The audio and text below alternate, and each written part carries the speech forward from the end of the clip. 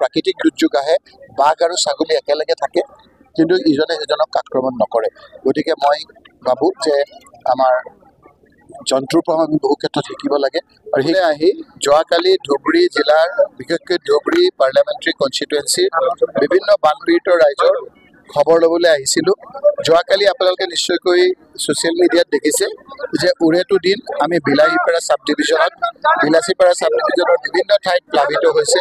সেই অঞ্চল আমি কালি পৰিভ্ৰমণ কৰি ৰাইজৰ দুখ দুৰ্দশাৰ খবৰ লৈছোঁ।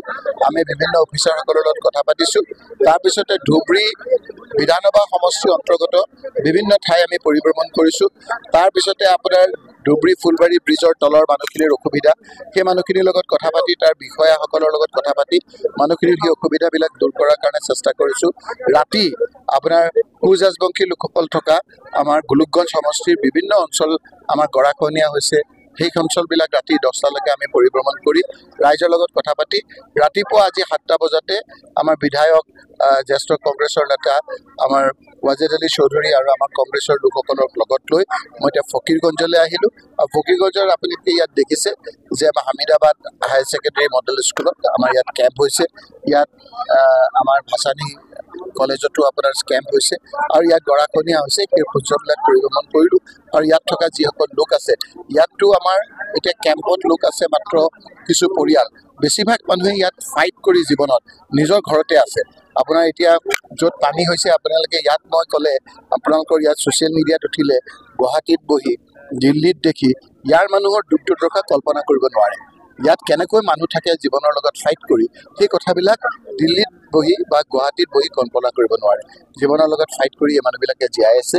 মই চৰকাৰক অনুৰোধ কৰিম, মই আজি সমালোচনা নকৰোঁ যে এই লোকসকলে যাতে এই বানপানীৰ সময়ত গৰাখহনীয়া বানপানী হৈছে।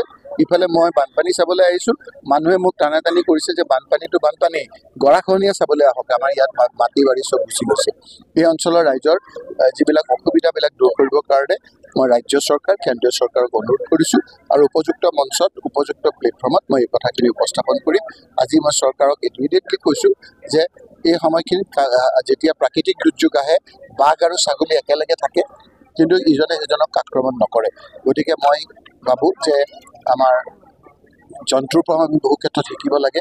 আৰু সেইখিনি মই অনুধাৱন কৰি মই কাকো আজি সমালোচনা নকৰি এই দুখীয়া মানুহসকলে যাতে পেটৰ ভোকত আপোনাৰ কলমলাই আছে, তেওঁলোকে যাতে কোনো অসুবিধা নহয় আৰু কথা ক'ব নোৱাৰা পশু খাদ্য, গৰু ম'হৰ খাদ্যটো যাতে যোগান ধৰে। মই নাই দিয়া বুলি কোৱা নাই, আজিলৈকে অহা নাই, 4 দিন হৈ গ'ল, কিন্তু এতিয়া আহি আছে বুলি কৈছে।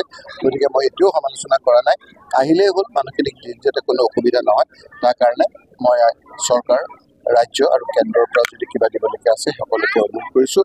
আৰু ৰাইজকো কৈছোঁ যে এই সময়খিনিত অকণমান সংযমতাৰে থাকিব লাগে, কোনো কথাত উত্তেজিত হ'ব নালাগে। মানুহ সকলোৱে এই ক্ষেত্ৰত আমাক সহযোগ কৰাৰ প্ৰতিশ্ৰুতি